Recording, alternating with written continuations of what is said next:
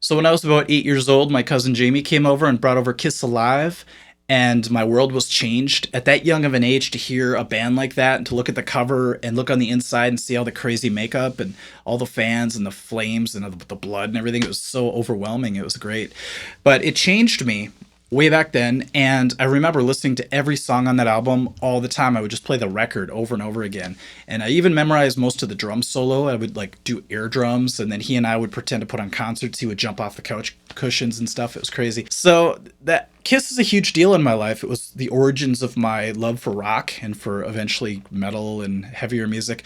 But what's cool about it is that I went back and checked out their old catalog. I was just checking out iTunes, and I'm like, well, for sure I've heard every song on their first album, just self-titled Kiss. And I looked and I was surprised that there was a song I've never heard before. And it's called Let Me Know. I haven't heard one note of it. And so I'm kind of excited because I've heard all the other ones. A lot of them were on Kiss Alive. So I'm excited to try to figure some of it out today. I'm tuned down half a step. I've got my Les Paul. I'm Kiss ready. Okay, let's give it a shot. Let me know. And here we go. That rhymed. Okay, right away.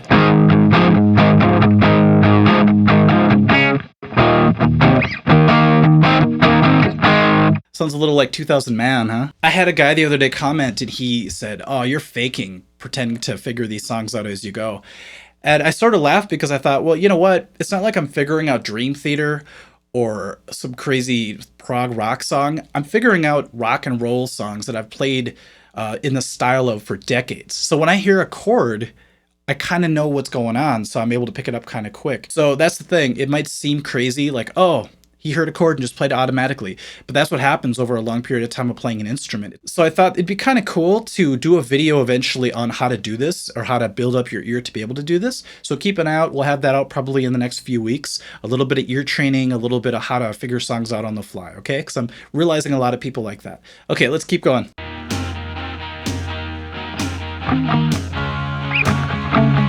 Oh, it's such classic Kiss. A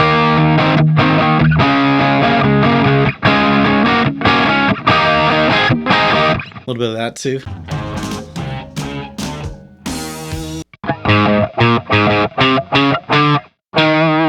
That's a classic blues turnaround. Just done in a really cool way. Okay, I'm digging this song already. It's got a little bit of like an Ace Frehley sound to it.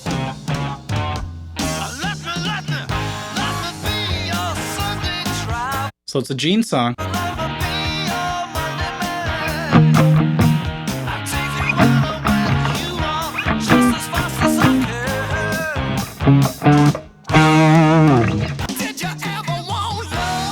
Ooh, that was Paul. Okay, so they kind of split the song in half, it seems like, so far. I really miss old Kiss where Paul and Gene would switch off. You do a verse, you do the next part, I come back and forth. I think that's pretty cool because in the later albums, it really became divisive. It was like, this is Paul's song for sure. This is Gene's song for sure. And when you read a little bit about Kiss and what happened to them in the later years, you start to see that there was kind of a division between songwriting. So it's nice to go back and hear them working together again.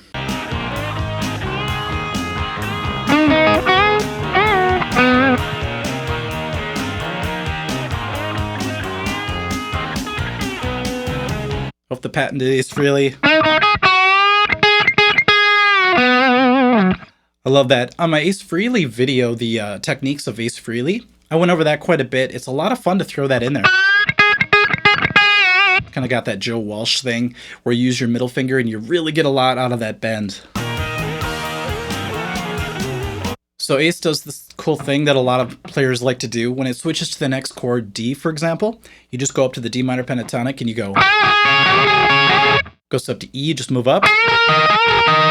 And back home to A.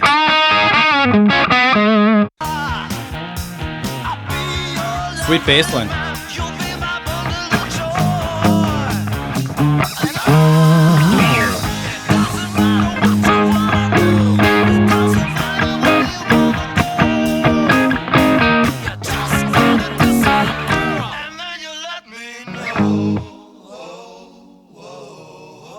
Whoa, little Queen or something going on there. I love that. Everything drops out. It's just a nice little a cappella part there. You don't hear that very much with Kiss.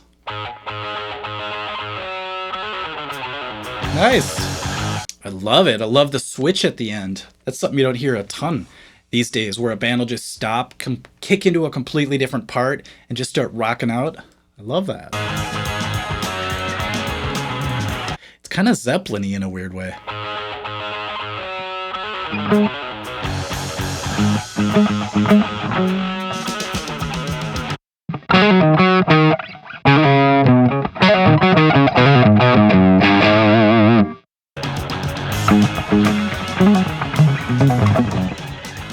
Might take me a while to figure out that little lick, but this is kind of sweet too, though.